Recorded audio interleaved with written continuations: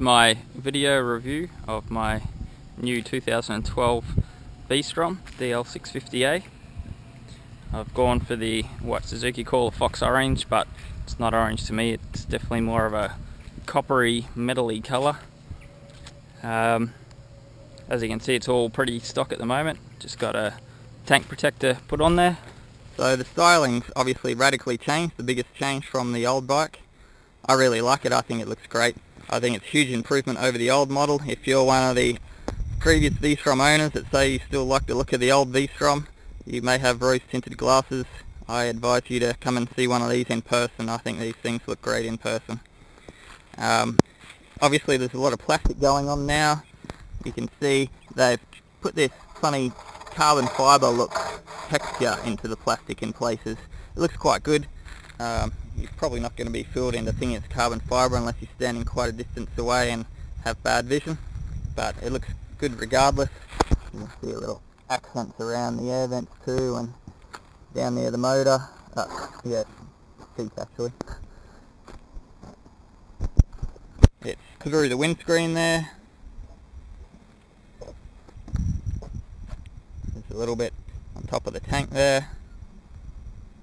And there's a bit more of the texture on the rear tail. Unfortunately, I've got this ugly rego label in the way. Now, the tank might look like it's plastic or covered in plastic, but it's just painted to look the same colour as the plastic. It's painted in a matte gunmetal metallic grey colour. I really like the contrast of that and the gloss side panels. I think it looks really good. You can see I went with a Pro Grip tank sticker. I looked at the factory tank sticker, but it just sits down here below the two standard warning labels. So if you pull the standard warning labels off, you have this funny factory sticker that sits way down low with nothing above, which I thought would look quite odd. Okay, the engine is from the Gladius. It obviously looks quite different to the old motor, because it is quite different to the old motor. Same bore stroke V-twin layout, but I can tell you that it feels very different to the old motor. It's a lot smoother. It is a lot happier at lower RPM than the old motor. The old motor used to get a little bit sort of snatchy down low. Not as bad as a single cylinder bike, but it was definitely happier higher up in the RPM, and if you wanted any real response in traffic, you'd want to be at 4,000 or above. The new motor definitely feels a lot smoother and more flexible, a lot happier pulling away from lower RPM. I haven't gotten into it to see how much power it has, because it's just being running at the moment and I don't want to flog the guts out of it while it's on the crappy first fill oil. So once that first fill oil's out, I'll see how she goes. The gearbox is nice and smooth, the clutch is nice. Yeah, typical Suzuki gearbox, I suppose. The brakes are, I assume, the same as the ABS V-strom of the previous model. I didn't actually ride one of those ABS bikes. I had the old 2004 with no ABS. The ABS is one of the main reasons I wanted to upgrade. Certainly a big help when you ride to work in the rain.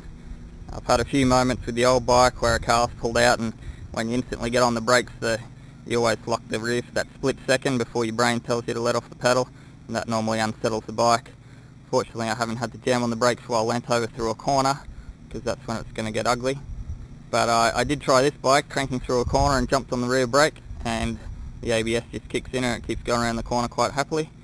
With no ABS, obviously, you'd lock up the rear and high side and be laying on the side of the road broken. The suspension looks the same, but I can tell you it is definitely not the same. They've modified the internals and it rides quite a bit differently to the old one. Still have the same pre-adjuster as the old one, it all looks the same, but it's definitely firmer. It definitely doesn't dive as much on brakes into corners. It's more sporting, more of a road setup. But they have managed to maintain the plush ride that the previous V-stroms had. So on the rippled roads that if I ride, you know, my mate's sports bikes or Suzuki Bandit, they feel quite jiggly. The V-strom is still quite smooth and handles the rough, terrible quality roads we have around here quite well. The front end clunk that the old V-stroms were famous for seems to have gone. I've hammered over a few roads and bumps that used to make the old front end clunk, and this one hasn't so far, which is good to see. So one of the biggest changes is to the cockpit, and I'll just show you this while I'm on this side of the bike. This used to be the flasher for flashing the headlight. It is now the trip meter button. So when we sit on the bike, it's also got an immobilizer, so you turn the key, you get a little red flashing. When you turn it on, you have the trip meter down on the right, and when you press this little meter button over here, it changes.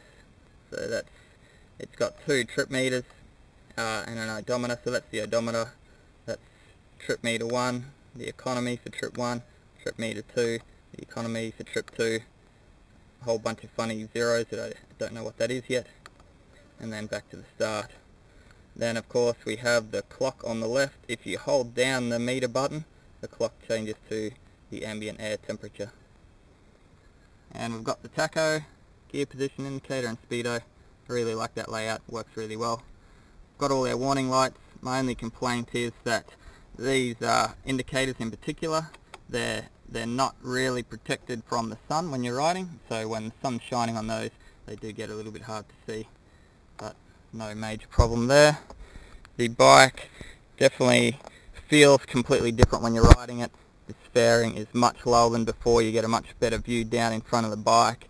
It feels shorter and narrower, even though it's not really. I think actually the wheelbase might have went up by 5mm, I think I read. The tank is scalloped in down here where your legs are, so your legs do sit a little bit closer together. I was one of the people that was getting excited by Suzuki during the build-up of this new model, hoping for an 800 or similar, and when they released this one, I'll admit I was a bit disappointed to see that it looked like pretty much the same bike as the last one, just restyled. As I read through the details, I realised that there were quite a lot of changes, and I'd hoped that all those changes would add up to feel like a different bike. And I can tell you that this definitely feels like a different bike. When you're riding it, it doesn't feel like the old V-strom at all. But yeah, it definitely feels lighter, feels like a different bike, feels great. I'm pretty happy with the improvements that they've done to the bike.